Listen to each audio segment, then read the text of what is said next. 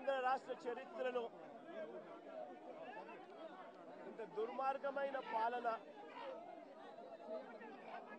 ఇంత అన్యాయమైన పాలన బహుశా ఆంధ్ర రాష్ట్ర చరిత్రలో ఎప్పుడూ కూడా జరిగి ఉండదేమో. నేను అడుగుతా ఉన్నా, ఒకసారి ఆలోచన చేయమని చెప్పి. అసలు ఈరోజు ఒక దళిత మాజీ పార్లమెంటు సభ్యుడు సురేష్ 4వ తారీఖున రాత్రి పూట హైదరాబాద్కు వెళ్ళి సురేష్ను ఒక దళితుడిని, సురేష్ను ఒక ఎక్స్ ఎంపీని అరెస్ట్ చేశారు. నేను అడుగుతా ఉన్న, రాష్ట్రమంతా కూడా వర్షాలతో అతలాకుతలం అవుతా ఉన్న పరిస్థితులు. విజయవాడలో చంద్రబాబు నాయుడు గారి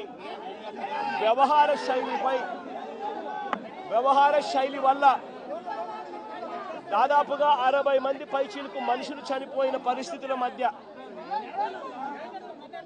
చంద్రబాబు నాయుడు గారి ప్రభుత్వం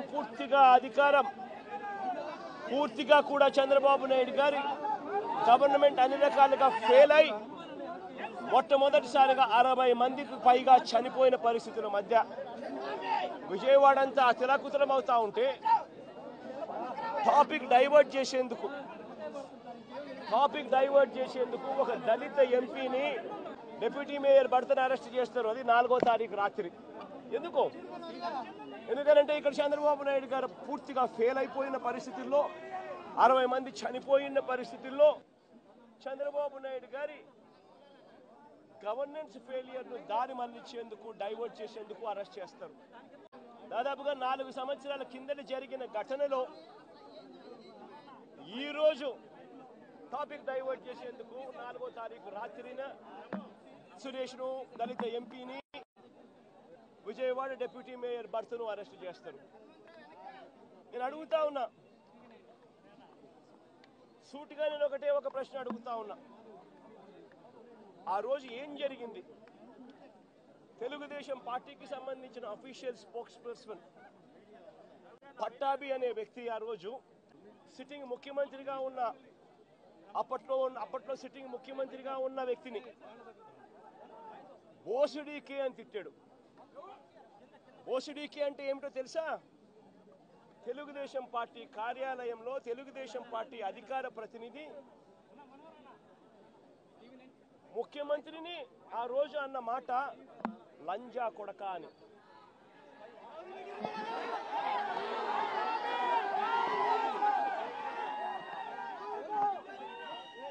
నిజంగా ఆ మాదిరిగా ఒక వ్యక్తి తిడితే రాష్ట్ర వ్యాప్తంగా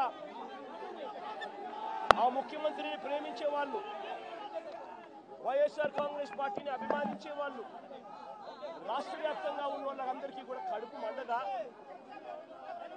ఎవరైనా చెబితేనే వాళ్ళు వచ్చి చేస్తారా? కడుపు మండిన వాళ్ళు, ఈ అన్యాయాన్ని చూడాలనుకునే వాళ్ళు, చూడకూడదు అని అనుకునే వాళ్ళు ధర్నా చేయడానికి వచ్చిన వాళ్ళ మీద దాడి చేయడానికి కూడా ప్రయత్నం చేశారు. ఆ దాడి జరిగిన పరిస్థితుల్లో, ఆ తోపులాటలో, ఆ తొక్కిసలాటలో తెలుగుదేశం పార్టీ ఆఫీసు మీద కొద్దో గొప్ప రాళ్ళు పడిండొచ్చు. నేను అడుగుతా ఉన్నా, ఆ జరిగిన ఘటనను ముఖ్యమంత్రిగా నన్ను అన్నా కూడా నేను చంద్రబాబు నాయుడు గారి మీద కక్ష సాధింపు చర్యతో వ్యవహరించాల. రాళ్ళు పడినాయి అని చెప్పి ఎప్పుడైతే తెలిసిందో వెంటనే అటువంటి ఆ ఘటనకు పోయిన వాళ్ళందరినీ కూడా ఎవరెవరు పోయారు అని చెప్పి ఆధారాలు చూసి, అక్కడ ఉన్న సీసీ కెమెరాలో, అక్కడ ఉన్న ఒక్కొక్క సెల్ ఫోన్ లొకేషన్స్, ఇవన్నీ ఆధారాల మేరకు చూసుకొని ఎవరెవరైతే పోయారో వాళ్ళందరినీ కూడా 41A ఇచ్చి వాళ్ళందరినీ కూడా అరెస్ట్ చూపించి కోర్టులో ప్రొడ్యూస్ చేయడం కూడా జరిగింది. ఎందుకంటే 7 ఏళ్ల లోపు ఉన్న కేసు ఇది. శిక్షా కాల పరిమితి 7 ఏళ్ల లోపు ఉన్న శిక్షా కాల పరిమితి ఉన్న కేసు ఇది. కాబట్టి దీంట్లో అరెస్ట్ చేయడం అన్నది it does not serve the purpose. కాబట్టి 41A ఇచ్చి కోర్టుకు హాజరుపరచడం కూడా జరిగింది. మన ఇంత నిబద్ధతతో ఆ రోజు మేము అడుగులు వేశాం. ఇంత నిబద్ధతతో ఆ రోజు నిబద్ధతతో అడుగులు వేసి వాళ్ళందరినీ కూడా హాజరుపరిచి 41A కింద వాళ్ళందరికీ కూడా నోటీసులు ఇచ్చి వాళ్ళందరినీ కూడా కోర్టుకు ప్రొడ్యూస్ చేశారు.